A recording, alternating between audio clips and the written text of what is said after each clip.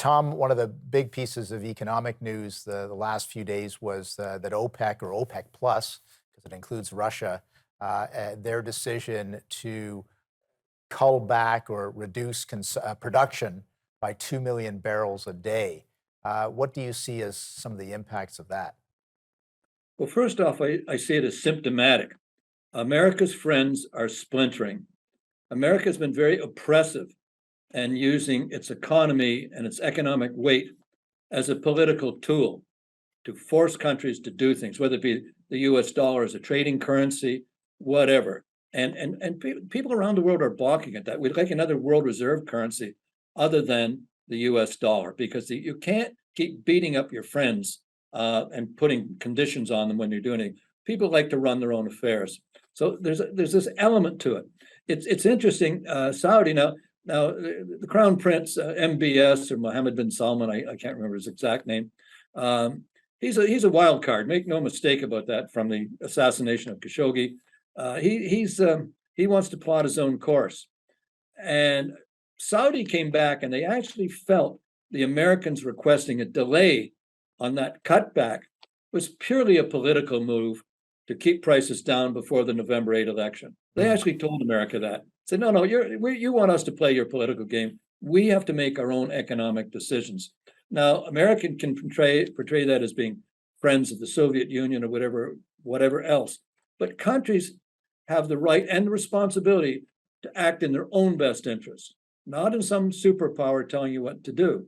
But it does show a certain fraying of the relationship between Saudi and America. That's self-evident. You see that more and more. A lot of not vitriolic, but really negative talk about each one. I mean, one of the countries you don't hear about when it comes to energy from the United States is Canada, because it's too embarrassing to mention you stopped the Keystone pipeline, Right. and all the oil in the world they want, as much as Saudi, is sitting here in Canada on your border. But you never, in any of the dialogue, see anything mentioned about Canada in it. So this is a problem of their own making in the U.S. Yeah, and of course, you could say that Justin Trudeau doesn't mention it because he's not really interested in growing the oil and gas sector in Canada. Well, he's an ideologue caught in this climate change new religion, if you will, and everything has to fit into that narrative. And frankly, the country is suffering. We're an energy superpower. Why not celebrate it, get on with it? And that's the only thing that's keeping our dollar up, by the way. If he wants to kill that, his father Trudeau the first was able to get our Canadian dollar down to 65 cents. I have every confidence that Trudeau the second will be able to do the same thing if he smudges the oil and gas industry. But we should build on our strengths. I mean, do LNG, which is climate friendly. There's so much stuff we can do, but I don't think you can't get out of that narrative of climate change. No, and of course we had I think we talked about this last month, we had the visit of the German Chancellor Schulz here in Canada, pleading for natural gas to help Germany get through the winter without Russian supply issues, and really got nothing out of Canada for that, right? You could see the disappointment in his face in the pictures. You could actually see, think, what am I doing here?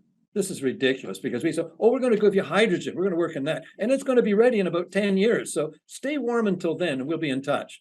I mean, it was just, I'm sure he got on the plane and said, let's not waste the fuel going there again to talk to this guy. Let's wait until we have a grown up. Yeah, no, I think you're right about that. And I thought it was actually quite a dark moment for this country. Do you, before we get to the break, we got about a minute left. Do you think that the Americans are going to retaliate against the Saudis after this move by them? Well, you can't go around threatening people all the time. Sooner or later, they're going to say, we don't need to buy into this stuff. You're going to drive your friend. These were close friends of the states. Remember, during the Gulf War, et cetera, et cetera. And I don't know what retaliation they can do other than, oh, heaven forbid, bring in more Canadian oil. I really don't know what they could do. They might pull away some defense equipment that they've been giving them or selling them cheaply. But other than that, I can't see the leverage they have. But it's not a good you don't get people to do things by threatening them. You've got to explain that it's in both of your best interests. So diplomacy has taken a holiday in America. Yeah, it seems like they're just not being able to convince anyone of anything. Absolutely. They lack credibility. And it's unfortunate because the world is a safer place when everybody's slightly afraid of America. Yeah. It just is. I often ponder whether Mr. Putin would have engaged in this war had Donald Trump still been president. I don't know. It's an interesting question. We'll never know the answer, of course.